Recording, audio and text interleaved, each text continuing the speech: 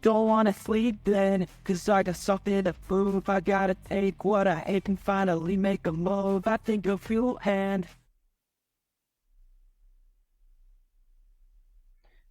Hola a todos. Bueno, en el video de hoy vamos a tratar de explicar de forma rápida si es sencillo ganar dinero en bolsa.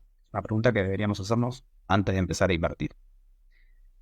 Ok, antes de empezar, recuerden, en Valkyria Capital gestionamos los fondos de manera local mediante Bull Market, perdón.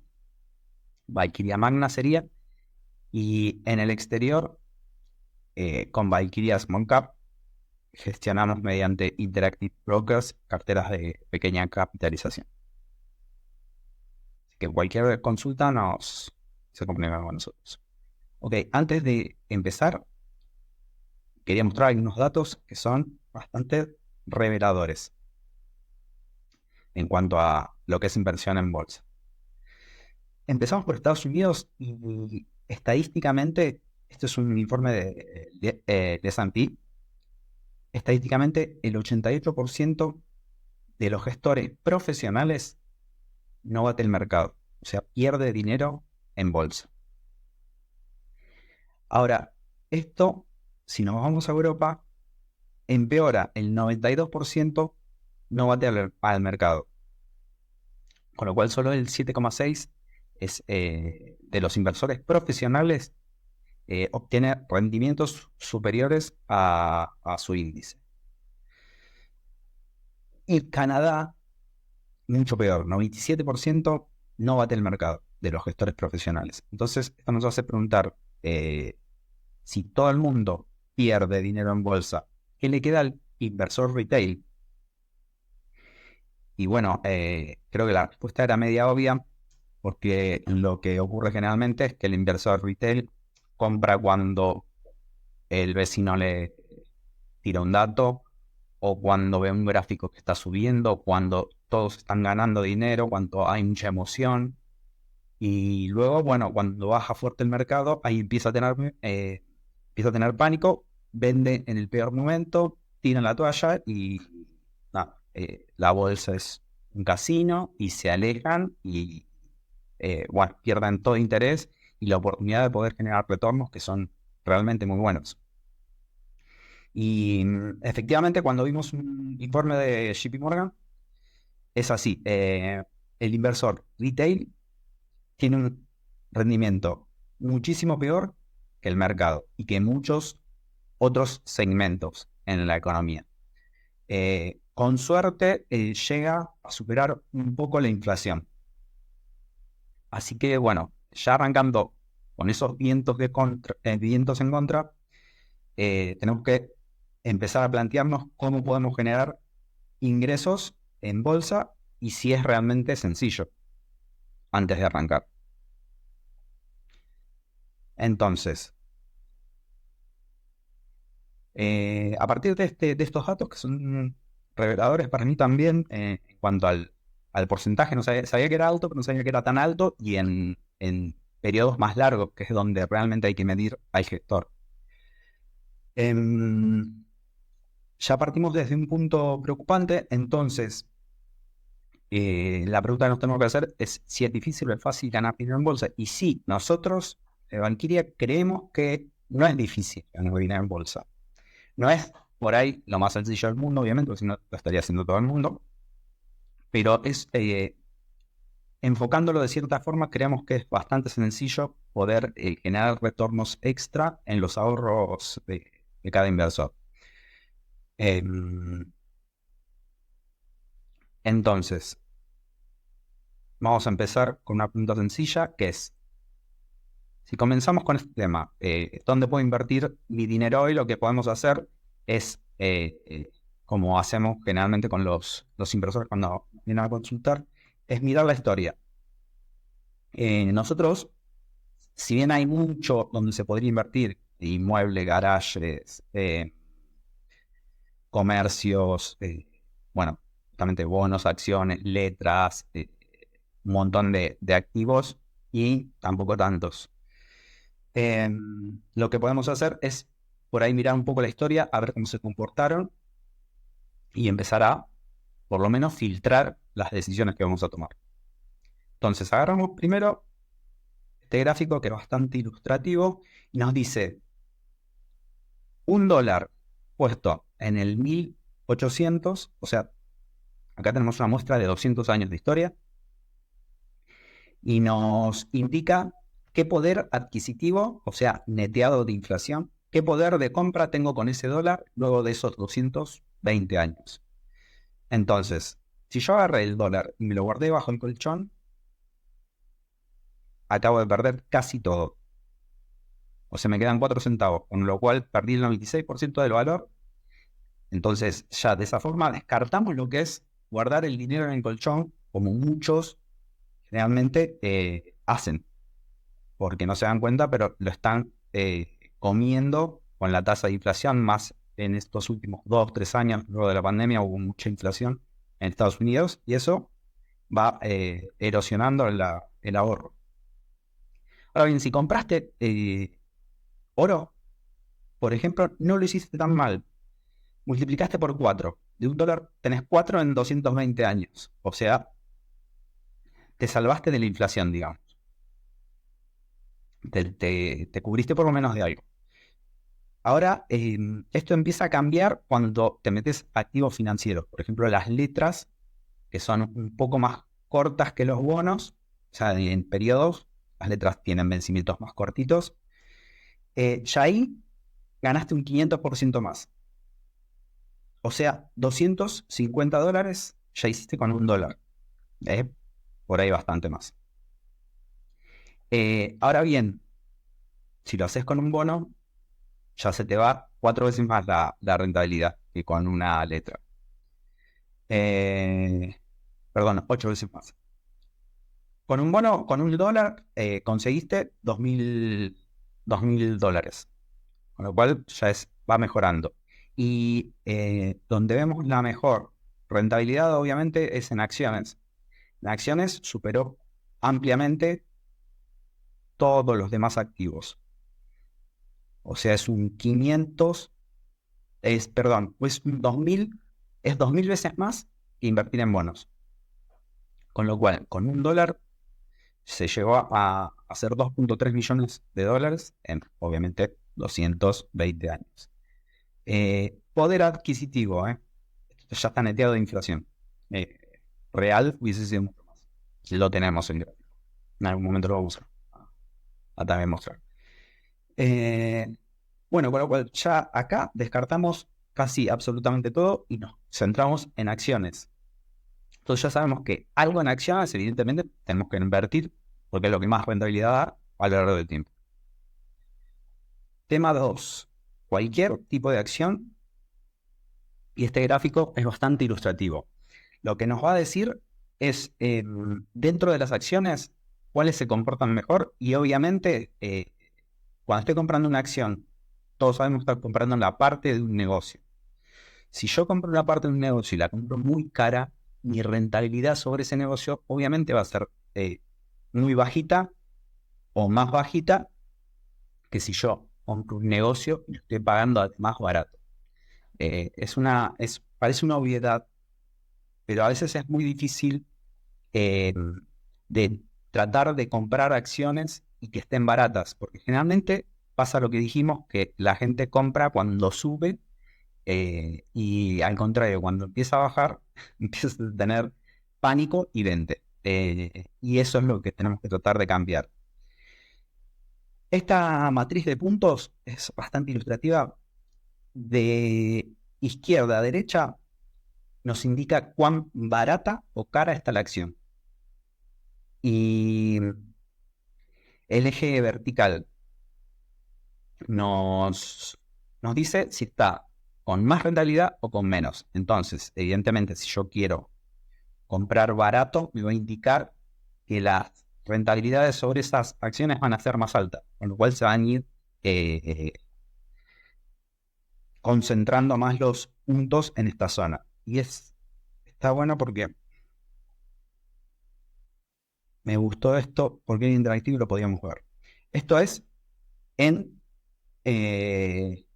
a medida que van pasando los años, lo cual podemos ver cómo se van agrupando los puntos mientras más baratos vamos comprando. Podemos ver que dentro de los 5 años, lo que ocurre con las acciones caras no producen un rendimiento. Y a medida que pasa el tiempo, si las vamos comprando más baratas, es prácticamente nula la cantidad de acciones que no da rendimiento. Esto está medido con el Standard & Poor's, que son 500 de las principales compañías de Estados Unidos. Entonces me pareció bastante ilustrativo como para saber que, además de acciones, lo que tenemos que hacer es comprarla barata. Parece una obviedad, pero cuando se hace, no pasa tanto. Así que es bueno aclarar que ya tenemos que diferenciar el primer filtro en comprar una acción y el segundo filtro que sea barata.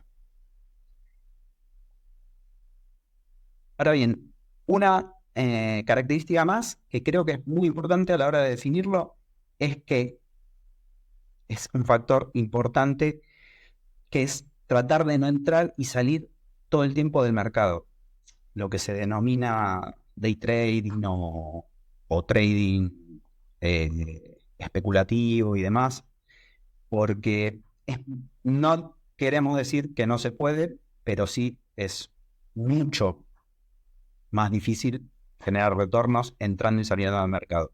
Y este gráfico, este estudio de JP Morgan, lo indica perfecto. Pero aparte es algo característico. La gente apenas viene con nosotros, lo primero que nos pregunta es ¿cómo lo ves ahora para entrar? ¿Me conviene entrar ahora? ¿Me conviene entrar dentro de una semana? Y realmente la respuesta no se sabe, porque en el corto plazo los flujos de fondo hacen que la bolsa y las variables que está mirando todo el mercado en el muy corto plazo, en el día a día, no tendrían que importar, porque no se sabe cómo se van a comportar, eh, y estamos tratando de ver cómo se va a mover su cotización, cuando en realidad nosotros tenemos que ver cómo se mueve el negocio. Y el negocio no es tan volátil. O sea, el negocio no cambia de un día para el otro como cambia su valor de las acciones. Entonces, si empezamos a entender eso, también vamos a entender que no tenemos que estar entrando y saliendo, primero porque nos genera un costo elevadísimo de comisiones, y segundo, porque no vamos a tener el timing para entrar en el momento justo y salir en el momento justo. Y este gráfico era muy bueno para explicar esto. Una persona que permaneció completamente comprada en el índice, estos son $10,000 en 20 años, que permaneció comprada en el índice, obtuvo una rentabilidad de casi el 10%, 9,8% de rentabilidad comprando y manteniendo 10 años. Ahora bien, si de esos 10 años se perdió, aunque sea 10 días, estuvo fuera de la bolsa 10 de los peores días, o sea, 10 de los mejores días en realidad, porque estamos frente a rentabilidades positivas. Si una persona salió y justo fueron los 10 mejores días de bolsa, ya su rendimiento cae un 30%, es un montón.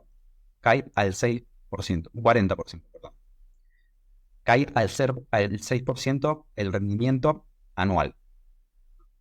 Solo por estar 10 días ausente. 10 días en 20 años por 360 son 7.000 días, 7.000 y pico de días. Solo te perdiste 10 y ya ahí tu rentabilidad baja un 30%. Ahora, si te perdés 20, es increíble que la rentabilidad pasa a ser un tercio de la que tendrías si estuvieras totalmente invertido. Y son solo 20 días. Y es muy fácil perderse 20 días. Por eso, hacer market timing es muy difícil. Y esto sigue empeorando. Obviamente, si te perdiste 30, ya directamente no tenés retornos. Es cero. Entonces, ya ahora tenemos 3 preguntas que son básicamente las que tenemos que hacernos antes de empezar a invertir. Primero, ¿en qué invierto? Acciones.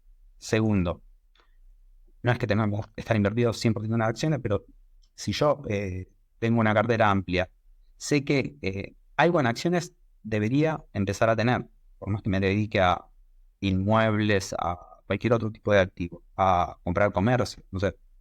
Evidentemente es una forma sencilla, creemos nosotros, de generar riqueza a largo plazo. Entonces, primer filtro, acciones. Segundo, que estén baratas. Y tercero, no entrar y salir todo el tipo de mercado. Ya con esas tres premisas tenemos bastante más logrado.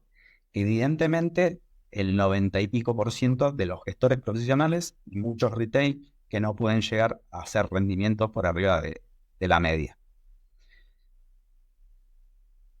Entonces, si esto es tan sencillo, este planteo lo hizo un gestor que seguimos hace mucho, uno de los gestores, seguimos muchos gestores, y este es uno muy especial que tiene muy buena comunicación, nos gusta mucho cómo desarrolla los temas, y había hecho un planteo similar a este y nos pusimos a investigar para desarrollarlo un poquito más y poder explicarlo. Él lo que planteaba, claro, si es tan sencillo con estos tres temas de validar una acción, validar una rentabilidad, un escenario de rentabilidad para que no sea negativo, ¿por qué todo el mundo falla? Incluso por qué las mentes más brillantes fallaron en su momento. Y ahí nos pusimos a ver dos casos que conocemos hace un montón, que son como emblemáticos de grandes pérdidas que tuvo, por ejemplo, Isaac Newton y, por ejemplo, dos premios Nobel de economía. Y bueno, lo que ocurrió, por ejemplo, Isaac Newton, que evidentemente en un tema de IQ no le falta, eh, empezó a invertir en lo que se llamaba Compañía de los Mares del Sur, que eran navieras en UK.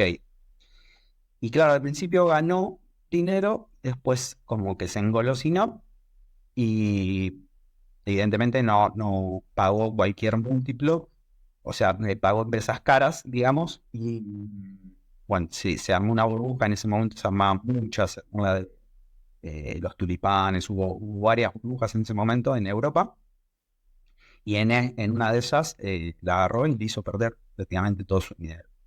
Y lo hizo reflexionar, y Newton decía que él puede calcular con exactitud el movimiento de las estrellas, pero no la locura de los hombres. Así que, para que nos hagamos una idea de lo enfadado que estaría en ese momento con la pérdida que tuvo. Y otro caso emblemático es de Long Term Capital, que es un fondo que se creó con gestores estrella de Salomon, que fue un broker muy conocido, que se apalancaba mucho, obviamente, o sea, que tomaba mucha deuda, quiere decir, para generar operaciones. Y con dos premios Nobel. Estas dos personas armaron un fondo de inversión, y claro, lo hicieron de forma como si fueran ahora los fondos que existen cuantitativos, con mucho análisis de números y demás. Incluso ellos son Black-Scholes. La fórmula es la que sirvió para evaluar opciones, para que se den una idea de las mentes de estos gestores. Y bueno, estos dos gestores que fueron Merton y Schultz, que justamente lleva el nombre de su descubrimiento, arrancaron muy bien con el fondo, hicieron más 40 los dos primeros años, 40 por año, y el tercer año hicieron 20%, y ya al último tuvieron un colapso increíble donde terminaron debiendo más de lo que tenía el fondo. ¿Por qué? Porque se apalancaron, o sea, tomaron mucha deuda y operaban muchas opciones. Y ellos especulaban con que el mercado iba a volver a la media, pero cuando pasa eso, el mercado puede tardar. Eso es lo que puede tardar en darte razón. Por eso, si estás muy apalancado, es un riesgo que, bueno, en ese momento corrieron, hizo tambalear todos los bancos. Así que a lo que vamos es que evidentemente si personas con esta cantidad de IQ sumados juntas no pueden superar el mercado, ¿cómo puede ser que no puedan entender cómo funciona si son estas tres premisas tan sencillas? Y es ahí donde empezaba a desarrollar el por qué se equivocan los gestores. Y no es un tema de quién es más inteligente, quién es el más vivo del mercado y demás. Es una cuestión más profunda, que es la que vamos a tratar de ver ahora. Y esto, para ese tema, recurríamos a este gráfico, que fue el que presentó el gestor, que es interesante. Esta se llama la cartera de Dios, porque es una cartera hecha ex post, o sea, con los datos, o sea, con el diario del lunes sería, sabiendo qué acciones iban a ganar los próximos 10 años y teniéndola en cartera y rebalanceándola luego de que ganaban esos 10 años. O sea, las mejores selecciones serían como la selección de la selección cada 10 años. Entonces se elegían esas empresas, se esperaba 10 años, daban su rentabilidad, se rebalanceaba con las que ya se sabía que habían ganado los próximos 10, se esperaba esa rentabilidad, se rebalanceaba con las que ya se sabía que habían ganado. O sea, era un trabajo estadístico ya con los datos conocidos, con lo cual no se podía errar, no podía ir mal la cartera, digamos. O sea, se elegían las mejores de las mejores, las que ganaron en los 10 años, cada 10 años. Y esta cartera, bueno, se hizo todo ese trabajo y lo que llegó es que esos 90 años, la cartera rindió un 29,3 creo por ciento anual, con lo cual doblaba el capital cada 2 años y 2 meses, 2 años y 3 meses, por ahí. Y lo llamativo es cuando se armó esta cartera y se obtuvo esta rentabilidad, que es increíble y nadie la puede tener tan alta y en 90 años menos. Lo que se pudo ver en esta cartera es que ¿qué tuvo que pasar? La cartera, por más que se sabía qué acciones iban a ganar, tuvo que soportar muchas caídas. Por ejemplo, una de las primeras del 75% del capital. Luego, muchas del 35% del capital en todo ese periodo. Y después muchísimas de entre 20, 25 y 30. Con lo cual, esto nos empezó a demostrar que no es la selección buena de empresas, sino el entenderlas como para poder aguantar las caídas. Y es acá donde quería enfocarme en la charla. Porque si nosotros hacemos todo el trabajo, seleccionamos y demás, como pasó acá, el mercado, cuando te viene un mal dato, cuando te viene, sobre reacciona y reacciona mal y depende la cantidad de flujo de fondos que hay en el mercado, puede afectar más el movimiento o no. Cuando se quita la liquidez, como en este momento, que hay poca liquidez en el mercado, y se producen malas noticias, los movimientos son mucho más bestiales que cuando regalan plata como fue en pandemia. Entonces, básicamente lo que estamos viendo es que por más que seas un genio y elijas las mejores acciones y puedas entender los negocios y comprarlos bien, sí o sí te van a venir caídas. Y esas caídas es donde el mercado te va a probar y si vos no tenés claro lo que estás comprando, lo vas a vender. Por eso, compres lo que compres, tenés que entender lo que estás comprando. Y ese es el punto clave, más allá de los primeros 3 filtros que hay que tener para poder tener un buen pasar en bolsa. Por eso, creemos que no es tan difícil. No es sencillo, hay ciertas reglas que hay que seguir, pero creemos que cualquier persona que se quiera dedicar lo puede hacer en muy poco tiempo y después vamos a dar otras características que pueden tener para que sea más sencilla esa gestión. Bueno, pero siguiendo con este tema de las caídas, claro, empezamos a ver, y no sé si muchos lo conocen, es uno de los íconos y mejores y mayores y grandes inversores del mundo y de todas las épocas. Warren Buffett es uno de los referentes de la mayoría de los inversores que lo hacen bien porque, bueno, está hace 40 años generando rentabilidades del 20% anual en su fondo Berkshire Hathaway, que nosotros, dicho sea de paso, tenemos en cartera. Eh, Ahora bien, ustedes ven este gráfico desde 1984, que valía $1.250 la acción, ahora vale 628.000. Claro, parece un juego de niños comprar acá y mantenerlas, pero en el medio, si te pones a analizar cada periodo de convulsión a nivel mundial que hubo, pensemos que pasó guerras, hambrunas, el mundo pasó otras pestes, bueno, muchas inflaciones, quebraron muchos bancos, hizo tambalear el sistema financiero y demás. Bueno, en esos momentos, cuando todo parecía derrumbarse, Buffett lo que hacía era comprar más.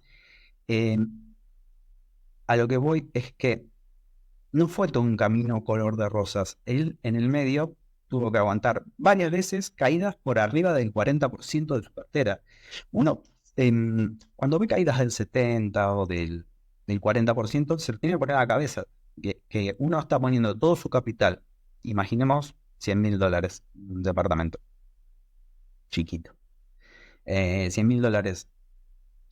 De un día para el otro pasa a tener 25.000 en este caso, o con el mejor de los momentos, menos 50%, vas a tener $50.000. Claro, evidentemente el cerebro, la primera acción que manda es a irte de acá, porque presiente que hay peligro. O sea, perdí un montón de plata.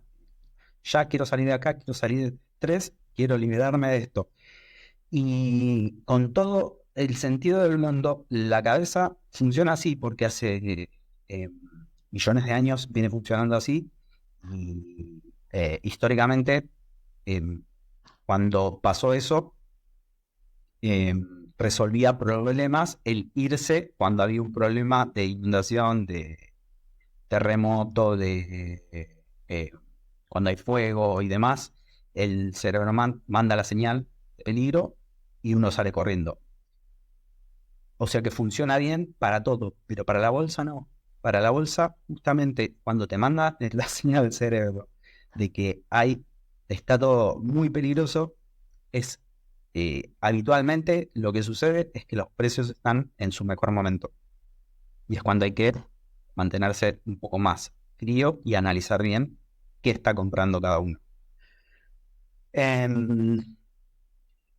Entonces, veíamos acá que a Warren Buffett, incluso en todos sus años, sufrió muchísimas caídas, incluso la de las .com. Vemos como Berkshire caía un 40%, pero el Standard & Poor's subió un 30%. Y esto era una presión para Buffett en ese momento, porque él estaba en contra de comprar empresas de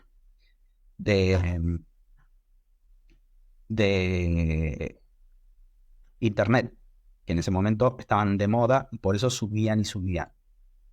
Claro, después en el 2000 vino el colapso y él no tenía ninguna y ahí recuperó y se dio vuelta todo.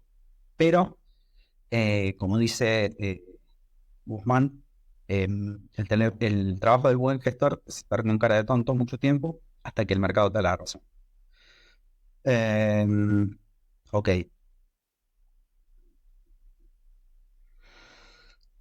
Entonces, para resumir, hay unas cuestiones. Hay que ir preparado, elegir los sectores donde uno conoce, porque evidentemente no nos podemos meter cualquiera a conocer cualquier sector, como decía Buffett, se tiene que meter donde sabe, donde no sabe no se meta. Por eso Buffett, por ejemplo, tardó mucho en comprar Apple, que fue la primera tecnológica. IBM también la compró, porque no era su círculo. Él le llama círculo de competencia, y tiene toda la razón de conocer a fondo un negocio.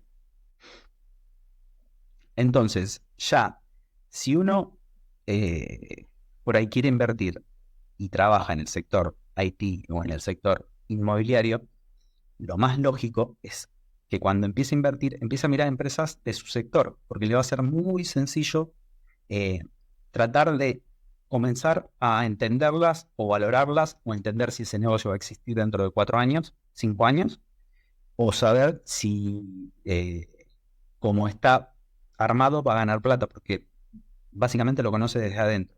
Entonces es muy importante que uno cuando empiece con los sectores donde uno se siente más cómodo y conoce bastante.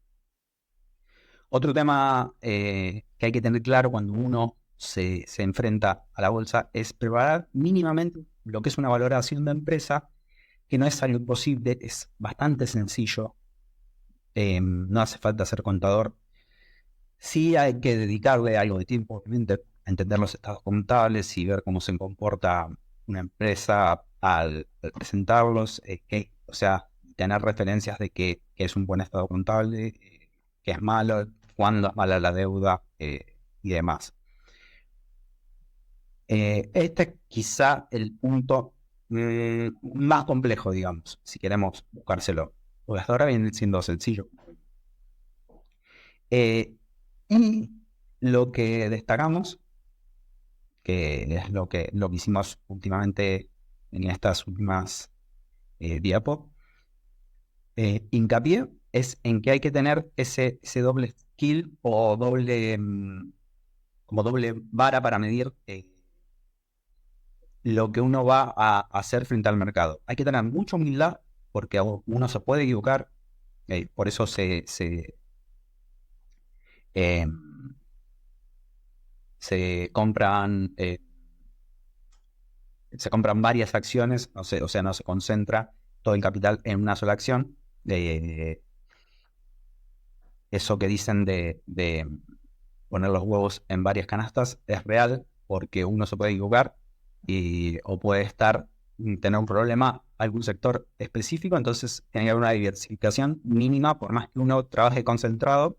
Una vez que ya sabe valorar y demás, está bien que uno concentre un poco más las cantidades y no diversifique tanto, pero sí hay una diversificación mínima, porque, por ejemplo, si vos entendías todos los negocios de cruceros y sabías que estabas comprando negocios de cruceros muy baratos, y por eso lo estabas comprando a mitad de precio, y vos habías hecho todo bien, si te viene un COVID, estabas comprando empresas muy endeudadas, porque es un sector que funciona con deuda. Y realmente, si tenías tú una cartera armada de eso, que no, creo que no le habrá pasado a nadie, evidentemente estabas en un problema, porque de un día para el otro dejaron de funcionar como las aerolíneas y no abrieron hasta dentro de 1 año y medio, 2 años posteriores, con todo el bagaje de deuda que todavía lo tienen limpiando balances. Entonces, en esos casos sí hay que tener una cierta diversificación, porque hay cosas que no sabes, son imponderables, que pueden llegar a pasar. Lo llaman cisnes negros. Taleb en sus libros tan interesantes. Entonces hay que tener esa doble vara, hay que ser humilde en determinados momentos, y hay que tener agresividad en otros, porque cuando el mercado te prueba, vos tenés que saber si estás equivocando, tenés que irte, pero si estás teniendo razón, tenés que doblegar la apuesta. Y eso es lo que es más o menos difícil, porque uno puede tener esas dos características juntas. O sea, se van conjugando a medida que uno va conociendo el mercado y la empresa. Uno puede ser alto y bajo. Uno generalmente es más humilde, más agresivo, pero en este caso está bueno intentar tener las dos varas para medir cómo se comporta uno frente al mercado. Cuando se equivoca, tiene que salir. Cuando se cree que el mercado se equivocó y uno tiene razón, doblegar y ahí seguir con todo y doblar la apuesta, por más que esté en el mercado, haciéndome bajar las acciones. Y 4, bueno, lo que ya dijimos, va a ser timing es fundamental, pues no sabemos qué va a ser el mercado.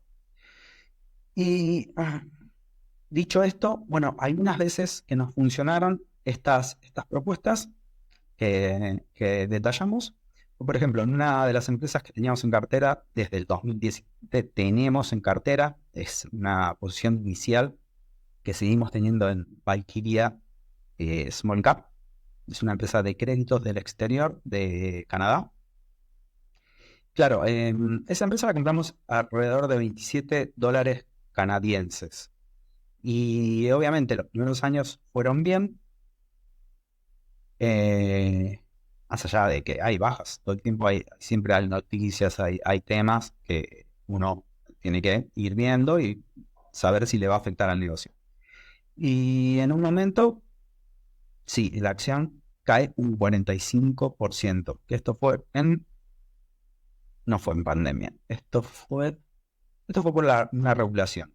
Le iban a imponer regulaciones para subir las tasas. Perdón, para bajar las tasas, para que sean más asequibles para los clientes. Y nada, de un día para el otro, claro, cayó un 45% en poco tiempo la acción. Y en estos momentos es donde hay que analizar si el negocio está corriendo riesgo o hay que doblegar la apuesta. Bueno, de acá resulta que volví a los 30 iniciales, pero luego, antes del COVID, llegó a los 80. Con lo cual, si vendíamos acá, estábamos en un gran problema. Generalmente lo que se hace es ir vendiendo cuando se va poniendo en valor y comprando más cuando se vuelve a poner barata. ¿Y ahora qué pasó? De un día para el otro, de los 80, obviamente cuando se cerró todo, la torta fue de nuevo a los 30, de un día para el otro. Esto fue brutal. Y en este momento sí mandamos muchos mails porque el negocio no estaba sufriendo, no le había pasado nada. Incluso tiene historia empresa de que ya en crisis anteriores, obviamente la gente busca más contención de este tipo de financieras. Incluso las tasas a las que le prestaban no se habían modificado. Entonces, gente más informada, que son los bancos que conocen muy bien a estas empresas, le seguían prestando a la misma tasa. Lo cual había muchas señales de que el negocio estaba sólido, más allá de que lo decían en los balances. Bien, eso que se ve tan grande ahí fue esto. ¿Y qué pasó de acá en más? Multiplicó por 7. Con lo cual, si hubiésemos vendido en mal momento, sin saber qué comprábamos, hubiésemos incurrido en pérdidas. Hay muchos ejemplos, voy a nombrar un par más. Otro ejemplo similar, que fuimos re pesados con esto porque era bastante obvio. Esto es Facebook. Facebook en $380. Claro, empezó con las caídas y acá en 180 ya se había puesto muy interesante la empresa. Incluso nosotros poníamos esto. Esta medición es bastante gráfica. Facebook había comprado WhatsApp y lo tiene en su balance al valor que lo compró en 2012. O sea, como si lo hubiese comprado y no hubiese generado ningún valor. No tiene sentido porque vale muchísimo más. Si uno lo valora como Snapchat, por ejemplo, esa empresa adentro de Facebook vale muchísimo más. Entonces nosotros lo único que hacíamos era algo muy sencillo, ver ese ejercicio, el valor libro, o sea, el valor que te dice el balance. Para explicarlo sencillo, el valor libro de una empresa es, por ejemplo, si una empresa es dueña de un departamento que vale $100.000, su valor libro es $100.000, porque es el valor que está contablemente escrito en los balances. Con lo cual, generalmente las empresas, cuando cotizan, salvo que sean financieras o empresas de buques, empresas que tienen como mucho ladrillo o inversión tangible, salvo en esos casos, el valor libro siempre es muy superior porque, por ejemplo, el valor libro de Facebook, como son solo oficinas, servidores y muy poca cosa material, es mucho más el valor marca que tiene, o sea, el- lo que se llama Google es mucho más alto que las mesas, las sillas, las oficinas y demás. En otros sectores pasa al revés. Una fábrica de laminado de hierro, su activo son las máquinas. O en una aerolínea, su activo son los aviones. Bueno, en Facebook es la marca, o en Coca-Cola es la marca. Bueno, en esos casos los valores libros son bastante superior al, al contable, obviamente. Bueno, en este caso, había caído tanto la empresa, este es el valor libro históricamente. O sea, acá era en 2013 y luego no tocó más, salvo en pandemia o en algún caso puntual, no llegó. Esta es la evaluación, o sea, lo que valía en valor libro la cotización de Facebook. Claro, cuando llegó acá, la veíamos tan baja que poníamos eh, que el negocio estaba cotizando a 3 veces valor libro, como cuando salió hace 10, 12 años, como cuando salió a cotizar. No tenía ningún sentido. Eh, o sea, salió a cotizar a 6 veces valor libro y ahora estaba a 3 veces valor. O sea, estaba a la mitad del valor realmente Facebook. ¿Qué pasó en ese momento? Esto es cómico, pero es terrible. En ese momento, la acción que para nosotros estaba barata se despeñó un 50% más. O sea, pasó a estar hiper barata. Ahora, lo vamos a ver acá. O sea, la acción se cayó un 50%, empezamos a comprar fuerte, y la acción te cae otro 50%, con lo cual perdiste un 75% de tu patrimonio en esa posición, obviamente.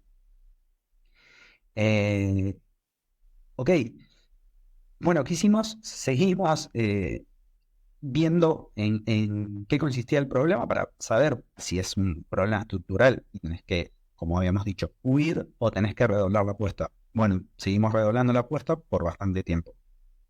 ¿Qué pasó luego? Obviamente pasó de 90 a 524. Lo que ocurre es que, claro, uno no compra en 90 y vende en 524. Nosotros compramos en la primera bajada alrededor de 220, vas agregando en cada baja, vas promediando un precio eh, en cada parte que baja y que ves que la empresa sigue reportando bien. Con lo cual te haces un precio medio interesante y después cuando va subiendo, obviamente tampoco vendes en 525.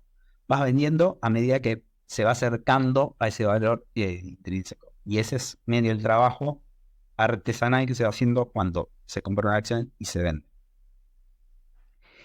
A lo que voy con esto es que es importante saber lo que uno compra para poder mantenerlo o venderlo en su momento. Entonces, ya terminando y dando las últimas conclusiones, lo importante es que uno puede y es sencillo invertir en bolsa. Tiene que, algunas premisas, invertir en acciones, tienen que estar baratas. Esto es ponele, más complicado que puede, pero no deja de ser una fórmula que nos dice está más barata o está más cara. Después hay que ver qué es barato y qué caro. Pero creo que un trabajo de unos meses, alguien que se quiera meter de lleno, que ahora vamos a mostrar cómo es, le puede ser muy redituable para toda la vida. Por eso creemos que es algo que deberían, por lo menos, tenerlo en consideración. Entender el sector, o sea, no meterse en cualquier cosa, en algo nuevo que está saliendo. No sé, a mí me nombran todo el tiempo altcoins y no sé cuántas otras cosas. Y la verdad que yo no entiendo, así que trato de centrarme en mi círculo de competencia, los sectores que yo me siento cómodo. Eso es fundamental para no cometer errores. Ser agresivo en las bajadas, cuando bajan las cotizaciones. Ser cauteloso en las subidas, cuando están emocionados, como ahora todo el mundo con Argentina, hay que ser más precavido, porque las valoraciones ya son más altas. Y entender que la paciencia paga bien. Entonces, dicho esto, y para cerrar, hay 3 formas o 3 opciones de cómo uno lo puede encarar el tema de invertir en acciones. La primera, do it yourself, o sea, hazlo tú mismo, agarrás y como dijimos, te hacer de ese expertise de poder evaluar un poco las acciones, entender si está muy cara o muy barata. Al principio no vas a saber el número exacto, que no es un número exacto lo que te dice si está cara o barata, pero si te das una idea de estás comprando caro un negocio o barato. Que ese trabajo lo debería hacer cualquier persona que compre un comercio, por ejemplo. O un departamento. Un departamento en relación a su alquiler y su ingreso debería saber cada uno si está comprando caro o barato. Ese es el trabajo que hay que hacer y el expertise que uno tiene que tener en su sector. Con lo cual, de esas 3 opciones, entonces, miremos los ejes. Más dedicación para la derecha, más retornos para arriba. Con lo cual, do it yourself es la que más retorno te va a dar, pero la que más tiempo te va a sacar. No sé si todo el mundo quiere dedicar el 100% de su tiempo a invertir en acciones. Obviamente que no. Por eso hay otras 2 opciones que les trajimos y que se tengan en cuenta, que son válidas también. Otra es delegar en gestores o fondos conocidos, con un track record auditado y que se estén jugando el pellejo en sus inversiones. Eso es básicamente lo que tenemos que saber, porque ¿qué pasa? Como vimos, el 90% no bate el mercado. Con lo cual, nosotros hicimos incluso un trabajo con los fondos de inversión y las rentabilidades que no son de las más atractivas en Argentina, justamente. Esta es otra opción, que obviamente está en el medio, de dedicación y retorno, porque hay que dedicarle un tiempo a analizar el gestor. Y la que lleva ninguna dedicación y muy poco tiempo es la gestión pasiva, que no está mal. La gestión pasiva sería comprar directamente ese índice, el cual le gana a los inversores gestores, generalmente. Ese índice puede ser el Standard & Poor's o cualquier índice global, el MSCI World, el MSCI Europa, MSCI, bueno, hay muchísimos fondos. Uno se llama indexarse y directamente comprar esos fondos. Se pueden comprar incluso desde Argentina, se pueden comprar en pesos y se ahorra un montón de problemas porque ya estás diversificado, estás muy barato en comisiones. Y lo importante es que cuando cae y se está perdiendo plata, como está perdiendo todo el mundo, como decía Álvaro, cuando pierde plata todo el mundo, no hay problema porque es como que todos alrededor mío pierden plata, entonces no hay problema, sufro menos. Así que puede llegar a ser una lección en la gestión pasiva. Solo que con algunas soledades, en este momento preciso, el Standard & Poor's está en máximos, como dice Buffett, tratar de no agarrar los picos, y no está tan diversificado. Segundo problema de la gestión pasiva en este momento, no es todo el tiempo así. Generalmente está diversificado y uno puede obtener buenos rendimientos. Porque ahora está en un momento puntualmente más caro que la media y está concentrado en las 7 magníficas que son Alphabet, Facebook, Netflix, bueno, las 7 tecnológicas, Amazon, Apple, y con lo cual si estás comprando índice, estás concentrándote en esas grandes que ya están de por sí más caras que el índice, y el índice está caro. Con lo cual, una recomendación, si se opta por la gestión pasiva, es ir el aporte que se va a hacer en este tipo de gestión en varios periodos de años, para no agarrar justo el pico. Entonces, si hay caídas, uno puede promediar en esas bajas. Así que, bueno, espero no haya sobreexplicado demasiado y que no haya aburrido tampoco con la charla. Me cuelgo a hablar con esto cuando se me seca la garganta porque hablé mucho. Así que, bueno, agradezco y si quieren comentar o hacer preguntas, consultas, nos mandan o nos comentan abajo del video. Así que, bueno, gracias y nos vemos en la próxima.